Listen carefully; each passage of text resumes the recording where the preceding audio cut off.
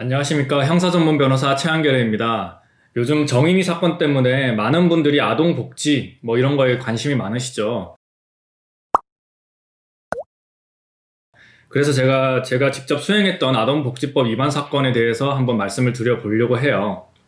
지금 말씀드리는 거는 증거 불충분이 나왔던 사건이고, 제가 이 다음 영상에서 말씀드리는 거는 혐의가 인정되어가지고 판결을 받았던 사건입니다.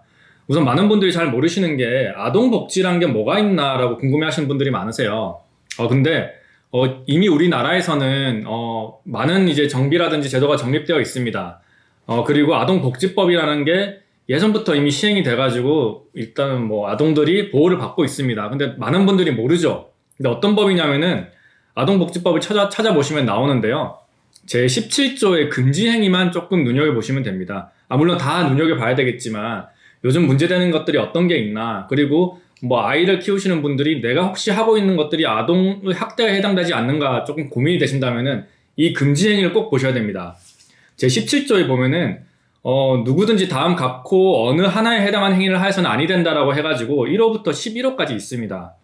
1호에 아동을 매매하는 행위, 우리나라에서 이런 일은 없겠죠. 근데 2호 보면은 음란한 행위를 시키거나 매개하는 행위, 또는 아동에게 성적 수치심을 주는 성희롱 등이나 성적 학대 행위, 이런 것들 많습니다. 이런 건 분명히 성범죄에 해당되는 경우이고, 그 다음에 3호가 또 많이 이제 범죄가 됩니다. 아동의 신체에 손상을 주거나 신체의 건강 및 발달을 해치는 신체적 행위, 이런 것들이 이제 굉장히 많은데요.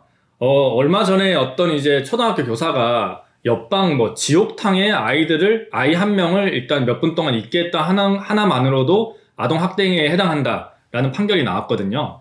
이것처럼 많은 분들이 그 3호, 아동의 신체에 손상을 주거나 신체의 건강 및 발달을 해치는 신체적 학대행위, 이런 거에 대해서 무지합니다.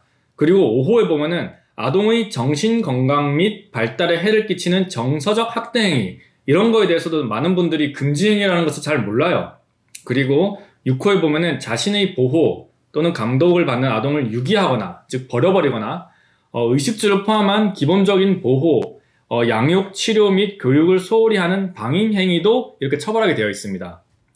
7호에 보면 장애를 가진 아동을 공중에 관람시키는 행위, 정말 말도 안 되는 행위, 이런 거 당연히 금지돼야죠. 그리고 8호에 봐도 아동에게 국어를 시키거나 아동을 이용하여 국어를 하는 행위, 이런 것들 당연히 안 되죠. 이런 것들이 금지 행위로 아동복지법에 이렇게 나열이 되어 있습니다.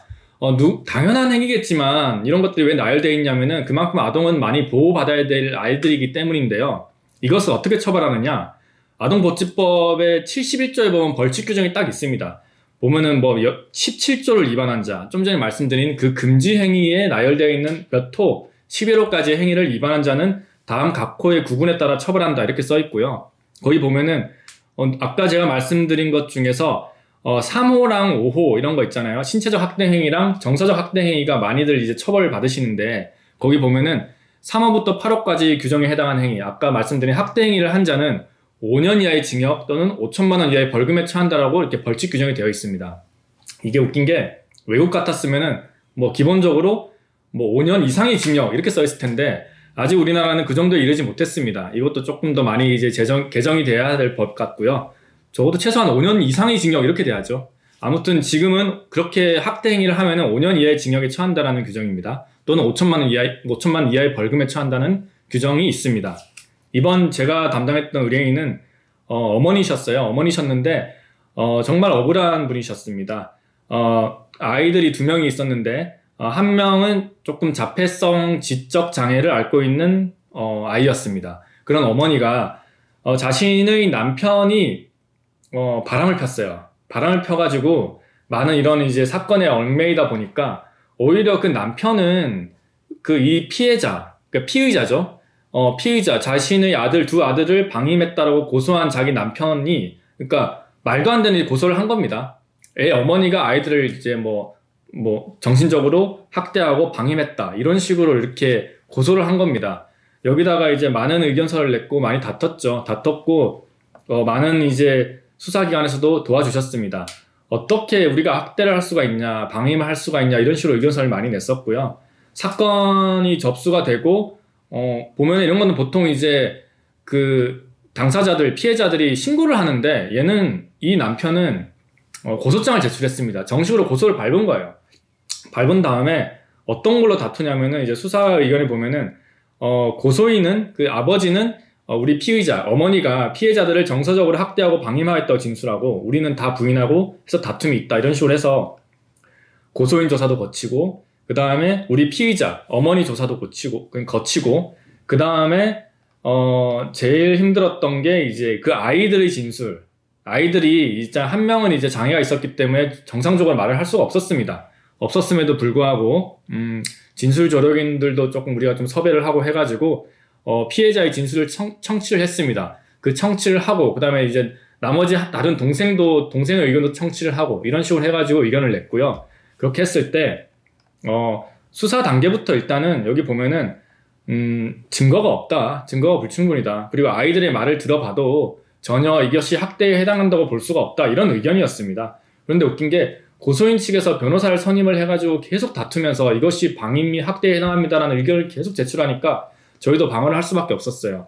그래서 다행히 열심히 방어를 한 다음에 아동학대 단서가 전혀 없다. 아이들에게 물어봐라. 아이들도 괜히 거짓말 할 이유가 없다. 이런 식으로 여러 가지 증거를 내고 그리고 전문가 의견도 저희가 좀 청취를 해가지고 제출을 하니까 결국에 이제 수사기관에서는 아동복지센터 현장조사 의견 및 피해자의 주거지에 대한 재확인 등을 종합하여 볼 때 이 고소인, 그 아버지의 진술 이외에 우리 피의자, 즉 어머니가 아들들에 대한 아동학대를 했다는 증거가 불충분하다.